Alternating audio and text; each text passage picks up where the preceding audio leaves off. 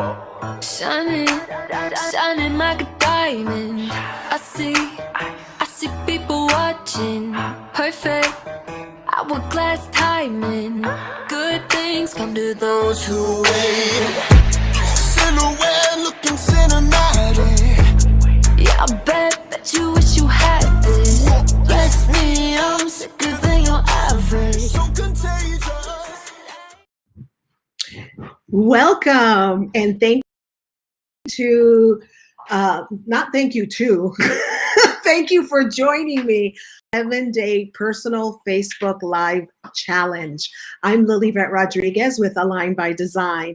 And if you do me a favor, when you get a chance, can you go to my Facebook link? I still haven't gotten the grasp of this. But anyway, it's on there. Align by Design Coaching, and like my page so that we can grow organically. Thank you.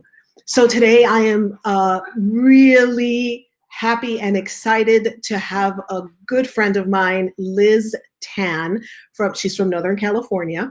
And why don't we bring her on, because I want her to do the intro on herself.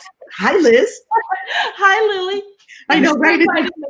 We have to like laugh. You know, it's like, this is what I say to all of my friends. It's like, before we even start the conversation, let's get that laughter, underway.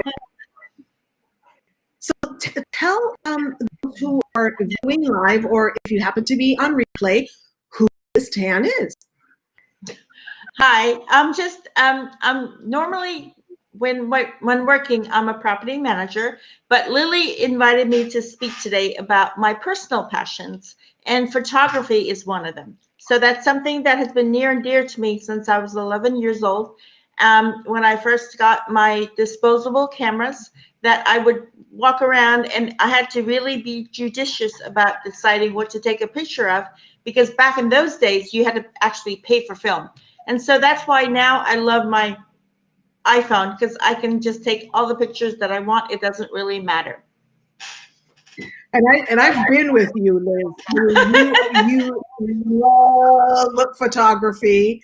But you know what? Before we dive into the photography, because I know that one of the reasons why now, over the last couple of years, you've really delved in on this, is because you're using this as a stress reliever from the type of business that you run. So, and you touched upon it just a little bit, but I want to give you a shameless portion. Tell us a little bit about the management business and what it entails. Basically, I'm very proud of the fact that we do all of our rentals with pictures that I take online. I noticed that a lot of property management websites, they have pictures that are taken without lighting, without really taking into account what they're taking a picture of. And so I'm really proud of the fact that right now I can take a picture, and I do it all by myself. We do HDR, we high definition, and so the colors are really great, and we showcase it because a lot of people now look at these pictures and they decide on the spot whether they want to come see it or not. And because now everything is done virtually, they can see everything that we do without actually being at the property. So you really bring to life the statement, a picture is worth 1,000 words. We have actually started doing the 360-degree video, which usually they don't do in property management because that takes time and money. And so normally what we do is we take still photos, but now with the pandemic this year, we've upped our game and we do virtual tours with 360-degree video that can allow people to really see the property. Oh, that's fantastic. And I'm sure that your homeowners also appreciate it, because that they might be used to a different type of service within the property management arena. So I'm sure that the photography and the 360 virtual tours that you're doing for existing clients also helps you to get new clients, correct? Yes. Property owners have actually contacted us and told us that they like our pictures. And we actually do floor plans, to digital floor plans that they can see. So they know the layout of the room. They know whether a floor plan would work for their family or not. And so that's actually been helpful as well. Wow, that's amazing. So, for those who may not fully know the property management arena, like let's say if what's some of the lingo? Because I know that you don't really use the lingo how they do in residential for homes or commercial. The number of properties that you manage, they are referred as what? Doors. Doors, right? When I first heard that, I was just like, what? So, okay. So I'm going to use the lingo now. How many doors do you manage on behalf of your clients? Approximately, it fluctuates between 150 and 160. That's impressive. Yeah. That's impressive. And that is like day to day. I mean, just give a general overview of what some of those services might look like. A lot of them has to do with work orders that have to do with property maintenance. But what people don't understand is that we do more than property maintenance. What we do, if we do our job correctly, is that we go and we see future problems. We identify areas where they could be a problem down the road. So we tell owners that they should, we recommend that they make repairs now while the problem is small before it goes on and on, because we've had properties where owners did not agree with us to take care of deferred maintenance. And after 10 years, as a story last year, we had an owner have $40,000 worth of repairs on things that he had delayed taking care of over the years. And by then he was obviously in a shock when he saw the final bill. Wow. So it's a way for you to also help the owner protect their investment so that they can keep it a lot longer, right? And then manage it. Yes. Honestly, that $40,000, if we had taken care of it over the years, they would have been $200, $300 for plumbing. But what happened was the plumbing, because it wasn't taken care of, it allowed the property to deteriorate and get damaged even further. What we call in the business, what you call the lingo, it's called secondary damage. So the primary damage was only $300. But if you don't take care of a property that's leaking, then after 5-10 years, the wood rot that happens as a result can go into thousands of dollars. And I mean, your business is not a 9-to-5 business, because you're talking about, people who are in properties, they're in homes. So yes. What is that? We have a saying that unless it's an emergency, and there's very few emergencies in life, true emergencies. People think that having an air conditioner go out in the summer on that first day is an emergency. I'm sure to those people, it feels like an emergency because it's 100 degrees, it's hot, you're hot, you're miserable. But unfortunately, your air conditioner is going out at the same time as 20 other people in town, and so everybody wants their air conditioner taken care of at that time. And during the summer, during those days, there's just no way around it. We have to wait for the vendor to go out and schedule time to be with them and make the repairs. So at that point, we tell people fire, flood, and blood. Unless it's fire, flood, or blood, it's not an emergency. And so we really try to explain that to people when they first become a client, so that they're not learning about it the first day they put in a request for an air conditioner. We manage their expectations, and we tell them, let us know. And within 24 hours, we promise to dispatch the work order, but we can't guarantee that there's going to be a vendor available on the spot. Well, this is really good information, right? From a tenant's perspective, because if we don't know, then we don't really know what to expect, what are expectations. So this is good general information, because while we may be homeowners now, maybe a job relocation or something of that event puts us in this particular arena. And so, as you said, you want to manage expectations. Sure. Even as an investor, if what you want to do to make money, you want to understand what your responsibilities are. Well, you don't have to do it that same day, but you do have to do it within a certain reasonable time period. You don't want it to go on and on. Right. So, putting it all in perspective, we're talking about, the subject is photography, but now, in managing 150 plus families, and 150, well, maybe 100 property owners or investors, because some of the investors may have more than one property that you're managing on their behalf, that we're setting the tone about, where does Liz let the release valve out, so to speak, that you chose the photography. Now, I know that you started off by saying that this is a passion that you've had for a very long time. So how did that develop? I mean, like disposable cameras and all of that kind of stuff. But what was your starting point, your catalyst, if you will, to photography? One of the first things that I loved about photography is that, the old saying that they say a picture is worth 1,000 words. Well, that's partially true. But the reality is that with my camera, I can focus on what I want you to see. So you're only looking through the lens of the camera as I see it. There could be something else happening right over there, but you wouldn't see it because I don't focus on it. But if I want you to see this little, this pen right here, I want you to take notice of the pinpoint, we would focus on that, and you wouldn't necessarily see what's going on in the rest of the room. But I love storytelling with pictures. I love that I can invite you to see what I see based on the photos that I take, the angles that I take, or don't take even. And basically, it's really inviting you into my own personal world. And I have to tell you, and that world is amazing. I mean, Liz and I have traveled to several locations around the world.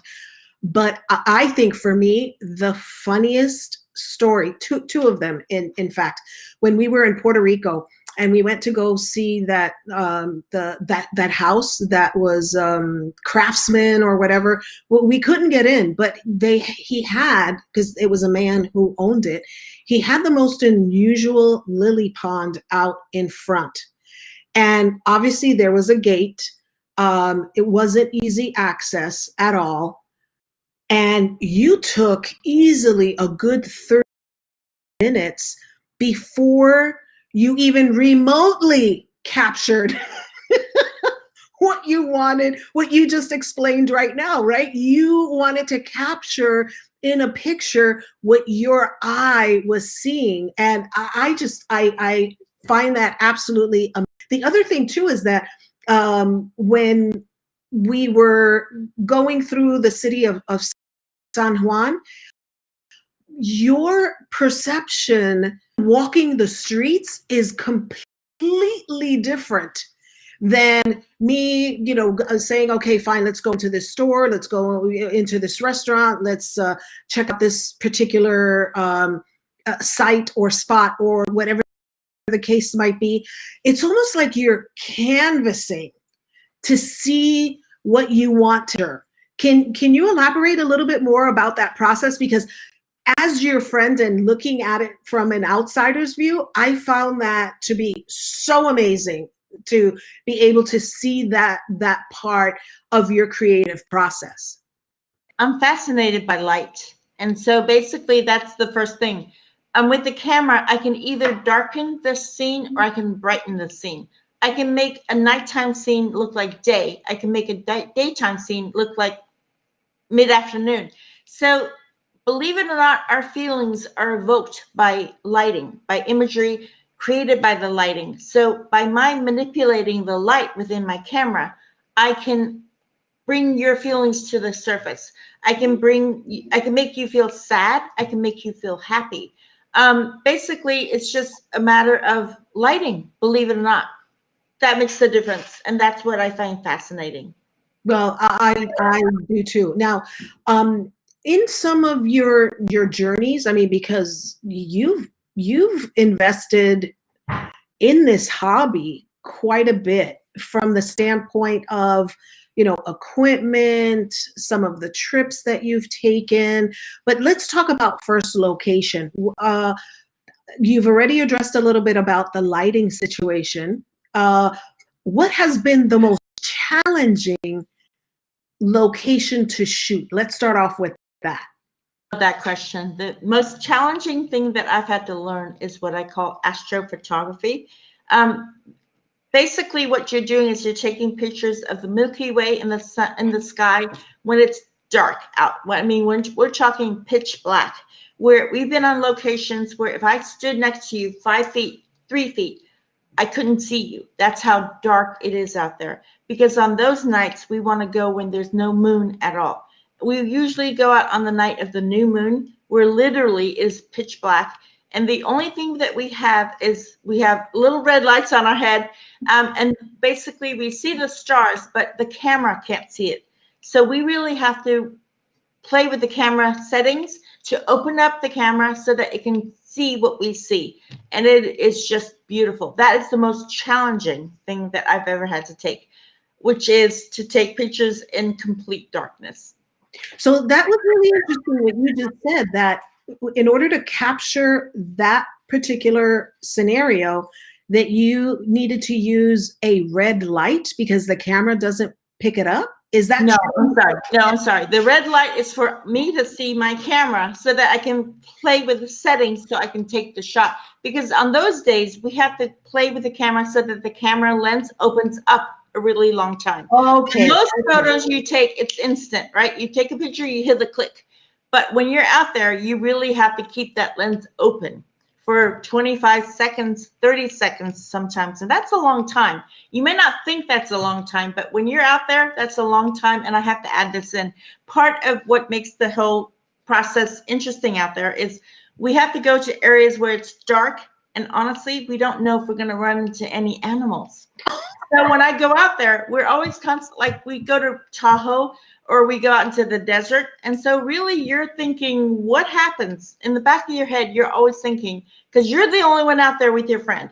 And you're saying, what do you do if a cougar comes? Because that's real. I mean, that could really happen.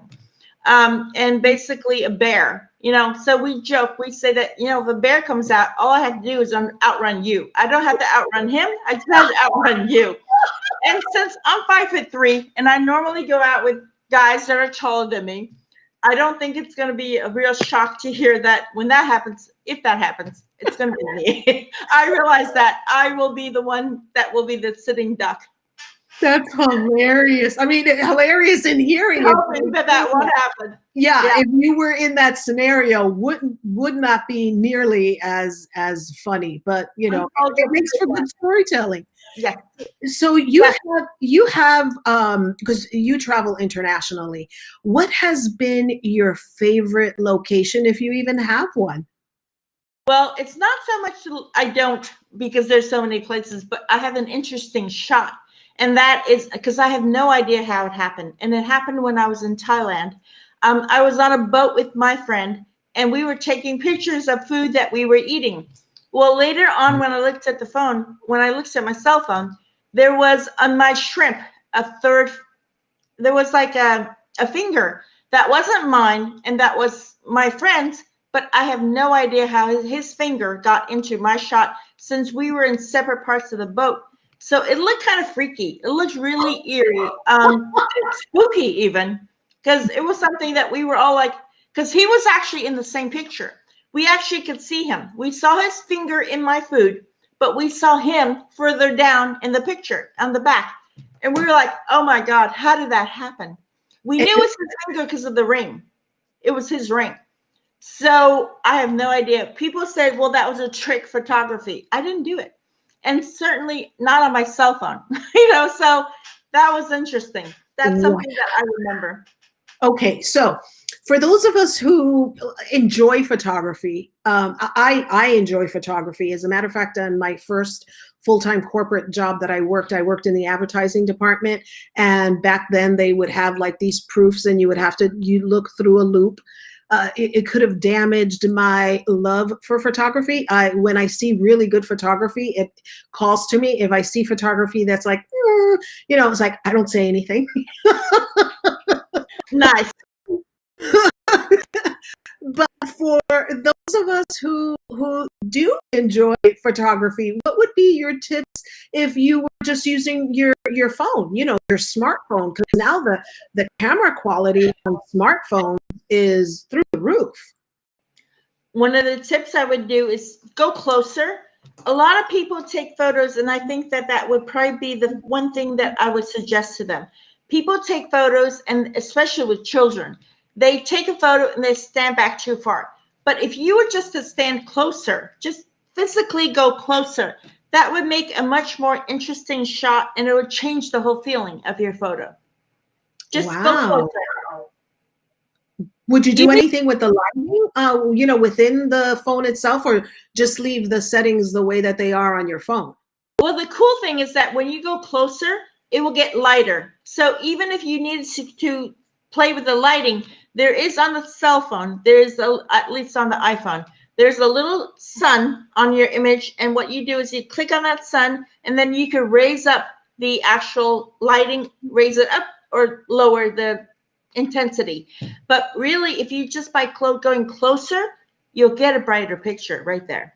That you see, well, I would have thought if it would have been closer, it may be darker because the space. So that's a really interesting tip that just the opposite happens. Think about it. When you're on the sun or when somebody's wearing a baseball cap, you're standing back. Where you're going to get is their whole face will be dark. But if you just place yourself closer to the subject, then you are actually allowing more light to go into. No, you'll get more light on their face, and you might still have to lighten it more, but you'll get a much better picture. That's interesting. That's a great tip. I'm sure that, all of us who have the phones now, it won't be as many of them, even though it's digital, delete, delete, delete.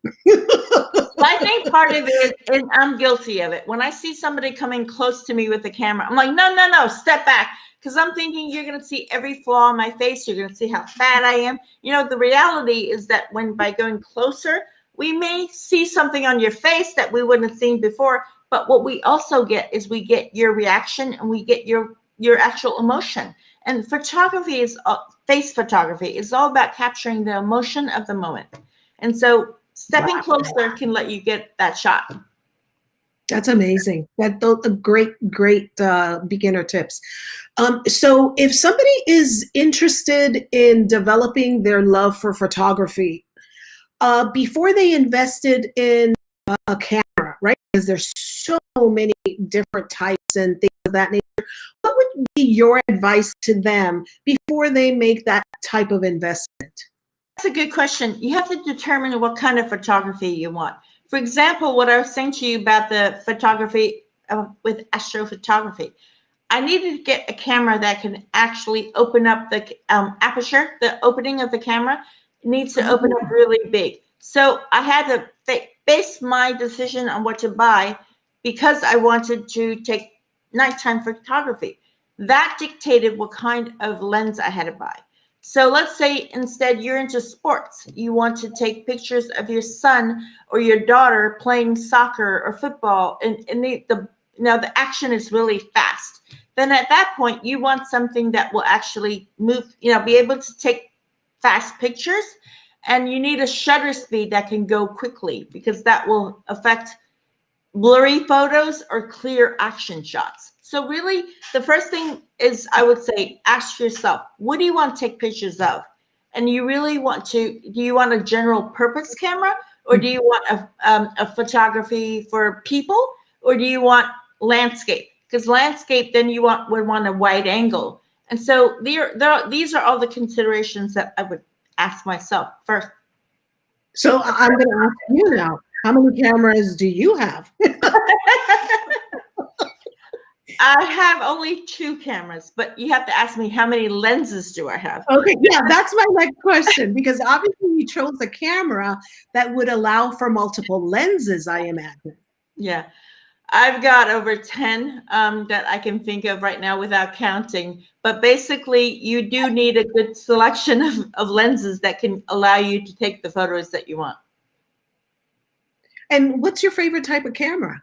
I mean, now with the years of experience that you have developing and fine-tuning this talent that you have,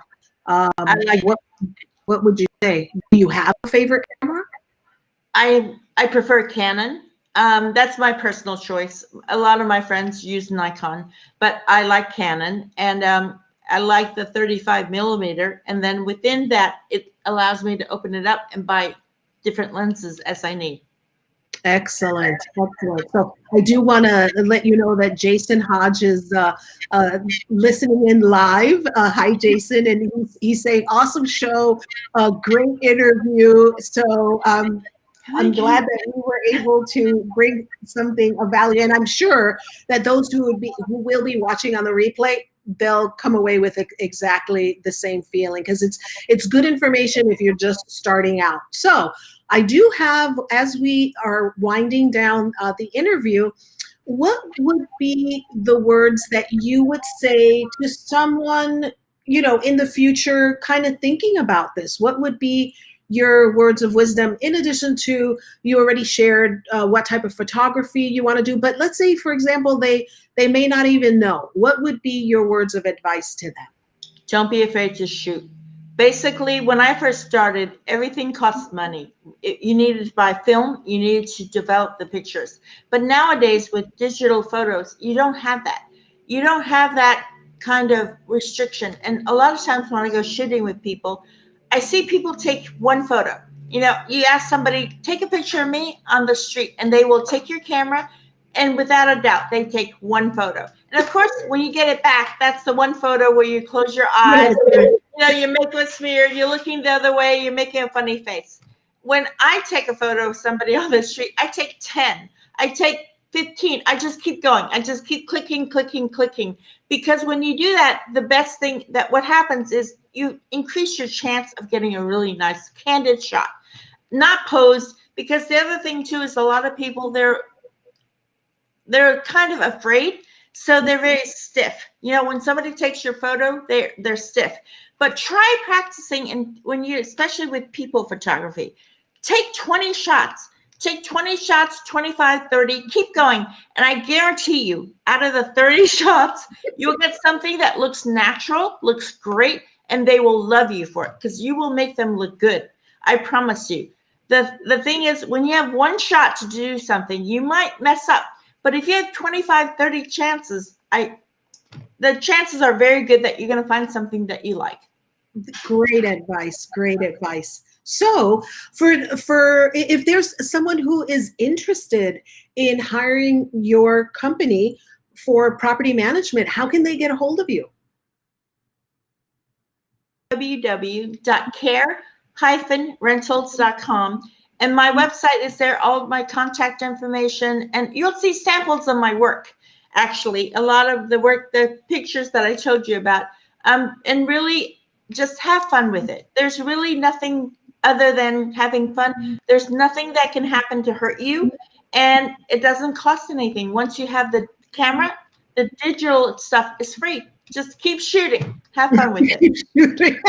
I love that. I'm going to remember that. Keep shooting. Keep shooting. Keep shooting. Keep shooting. You know what? Don't be afraid. Don't be afraid of it. I tell everybody, keep going. Take a few shots. And what's the worst thing that can happen? You delete Nothing. them, right?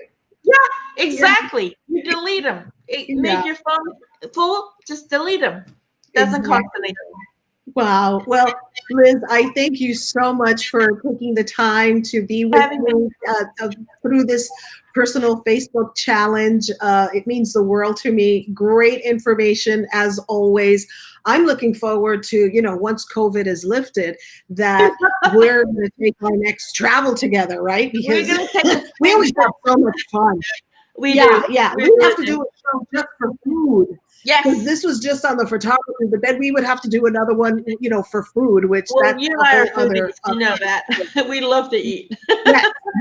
Yeah, definitely foodies. So yes. Again, thank you so much. I so appreciate it. Thank you. Before we leave, I also want to give thanks to Tracy Allen, our producer. She's the digital marketing supply, and she's the gal who's putting up the graphics and putting up the websites. And yes, if you have a chance, please go to my Facebook page, Align by Design Coaching, and like it so that we can grow. So I really appreciate that. And on that note, I'm Lilyvette Rodriguez with Align by Design. Thank you for joining us.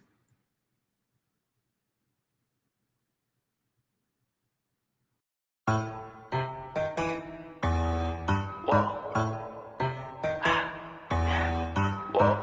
shining, shining like a diamond. I see people watching, perfect.